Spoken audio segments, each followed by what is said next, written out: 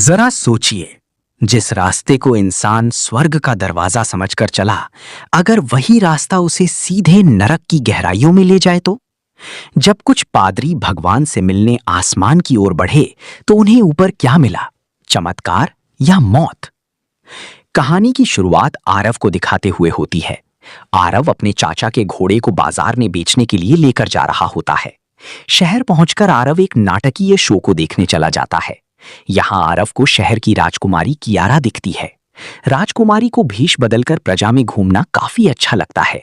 तभी कुछ शराबी गुंडे आकर राजकुमारी को परेशान करने लगते हैं। आरव बीच में बचाव करने आता है, लेकिन उसके कुछ करने से पहले ही सिपाहियों की एक टुकड़ी आ जाती है। सिपाहियों का लीडर वीरेंद्र आरव को नीचे झुकने के लिए कहता है और राजकुमारी को लेकर वहां से चला जाता है। दूसरी तरफ हम समरवीर को देखते हैं, जो कि राजकुमारी का मंगेतर है।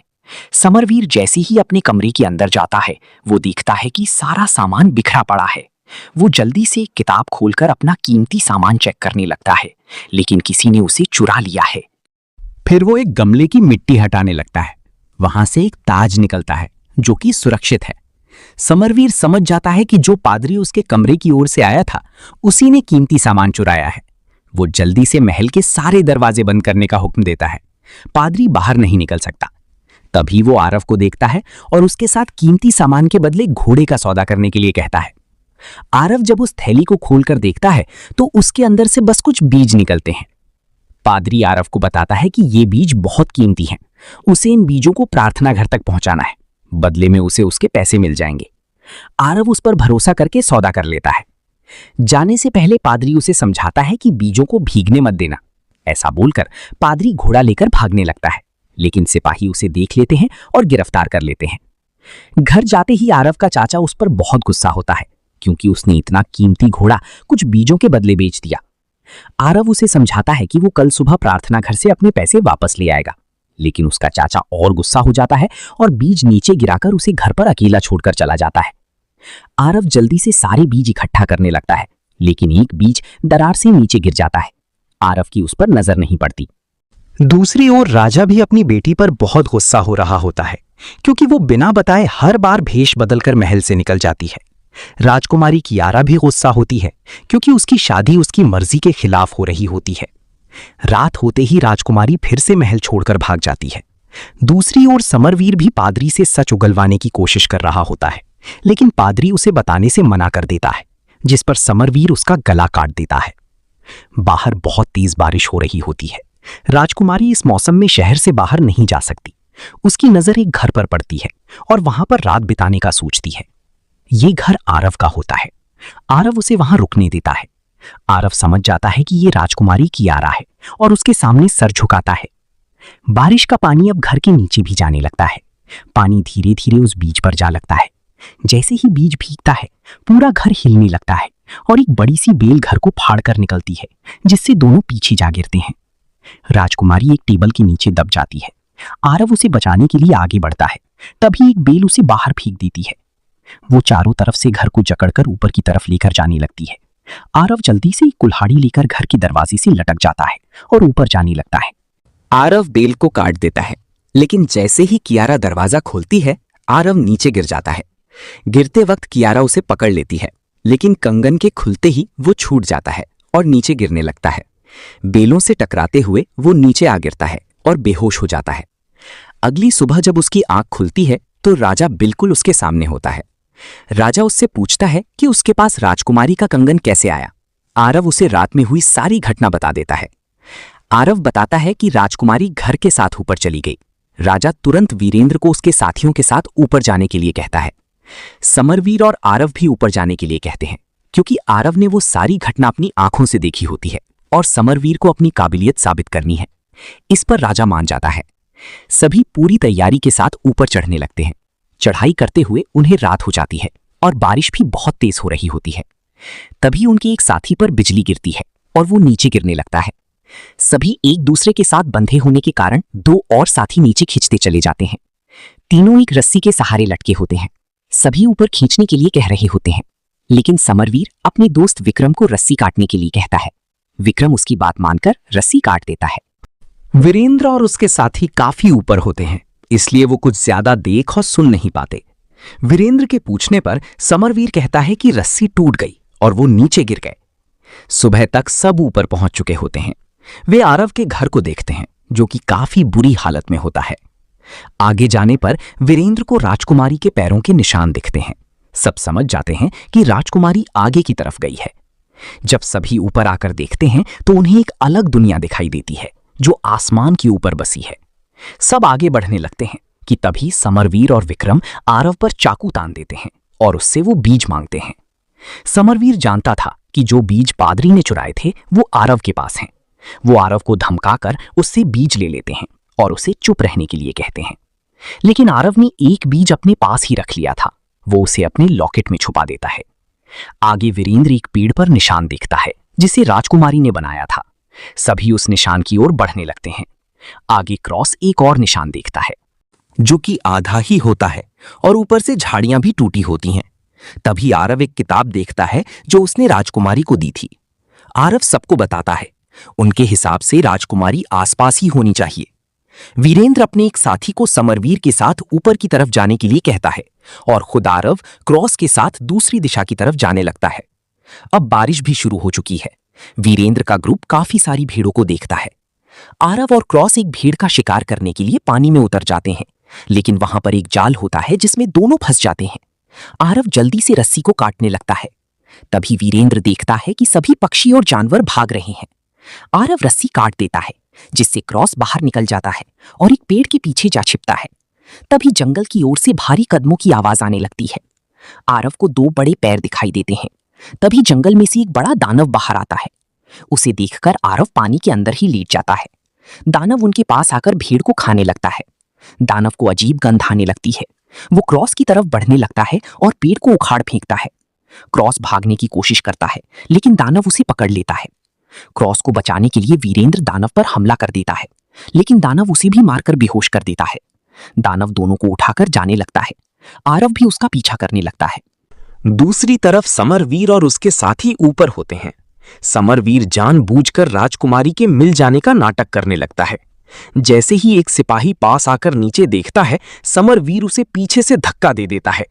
दोनों बहुत खुश हो रहे होते हैं कि तभी पीछे से एक दानव विक्रम को उठाकर खा जाता है। अब वहां पर दूसरा दानव भी आ जाता है। वो समरवीर को पकड़ने ही वाला होता है कि तभी समरवीर बैग में से वही ताज निकालकर आगे कर देता है जो उसने गमले में छुपाया था। दरअसल कई सदियों पहले कुछ पादरियों ने ये जादुई बीज बनाए थे ताकि वो आसमान में जाकर भगवान से मिल सकें। लेकिन जैसे ही वो ऊपर पहुंचे, वहां उन्हें यही राक्षस मिले। राक्षसों ने नीचे आकर चारों तरफ तबाही मचा दी थी। तब राजा एड्रियन के कहने पर पादरियों ने एक राक्षस के दिल को पिघलाकर उससे एक ताज बनाया। फिर उस ताज को पहनकर राजा एड्रियन ने सभी राक्षसों को अपना गुलाम बना लिया और उन्हें वापस राक्षस लोग भेज दिया और नीचे आने का रास्ता खत्म कर दिया। बाकी बचे हुए बीज और ताज राजा एड्रियन के साथ ही दफना दिए गए, जो कि महल के नीचे ही थे, और समरवीर ने उन्हें चुरा लिया। दूसरी तरफ आरव दानव का पीछा करते करते उनके घर तक पहुंच जाता है। कियारा को भी यहीं पर बंदी बनाकर रखा हुआ है। राक्षसों का सेनापति कियारा से पूछ रहा होता है कि वो यहाँ ऊपर कैसे आई, लेकिन कियारा उन्हें कुछ नहीं बताती। तभी दूसरा दानव वीरेंद्र और क्रॉस को भी उनके पास ले आता है। सेनापति उनसे भी रास्ता पूछता है, लेकिन क्रॉस उसे गुस्सा दिला देता है और वो उसे खा जाता है। तभी वहां पर समरवीर आता है। समरवीर के पास ताज होता है, इसलिए सभी दानव उसके आगे झुक जाते हैं। कियारा और वीरेंद्र उसे देखकर खुश होते हैं, लेकिन समरवीर गद्दारी कर जाता है। उसे इस दुनिया पर राज करना है, इसलिए वो सभी दानवों को साथ लेकर कल सुबह ही पृथ्वीलोक पर हमला करने का हुक्म देता है। जब दानव राजकुमारी और वीरेंद्र को लेकर जा रहा होता है तो आरव उन्हें देख लेता है। दानव दोनों की दावत तैयार करने की तैयारी कर रहा होता है। वो वीरेंद्र को रोल करके पकाने की तैयारी कर रहा होता है। तभी वहां पर आरव आ जाता है। आरव वीरेंद्र को एक चाकू देता है जिससे वो खुद को आजाद कर सके। दानव वीरेंद्र को भट्ठी के बिल्कुल पास रख देता है। मौका देखकर आरव रस्सी से ऊपर चढ़ जाता है। जैसे ही दानव राजकुमारी कियारा को काटने लगता है, आरव ऊपर से बड़ा चाकू लेकर सीधा उसकी गर्दन पर कूद जाता है। दानव चाकू को निकालने के चक्कर में दीवार से टकरा जाता है, जिससे वो वहीं पर मर जाता है। तीनों वहां से निकल जाते हैं, लेकिन जैसे ही वे नीचे जाने वाले रास्ते तक पहुंचते हैं, वहां पर एक दानव सो रहा होता है। आरव एक तरकीब लगाता है। वो वीरेंद्र को साथ लेकर मधुमक्खी के छत्ते को उसके हेलमेट के अंदर डाल देता है। दानव मक्खियों से बचता हुआ नीचे गिर जाता है। वीरेंद्र आरव और राजकुमारी कियारा को नीचे जाने के लिए कहता है और खुद वहीं पर रुकता है, क्योंकि समरवीर के पास वो ताज है और वीरेंद्र उससे वो छीनकर वापस लेना चाहता है। नीचे दानवों को देखकर राजा बील को काटने का हुक्म देता है, क्योंकि अगर उसे नहीं काटा गया तो और दानवों के नीचे आने का खतरा बना रहेगा। प्रजा की हिफाजत के लिए वो इसे काटने का आदेश देता है। आरव और कियारा अभी भी रास्ते में होते हैं। उन्हें लगता है कि नीचे उनके आने के स्वागत में तैयारियां चल रही हैं। अगले दिन समरवीर सभी दानवों को लेकर नीचे वाले रास्ते के पास आ जाता है। वीरेंद्र भी पूरी तैयारी के साथ बैठ जाता है।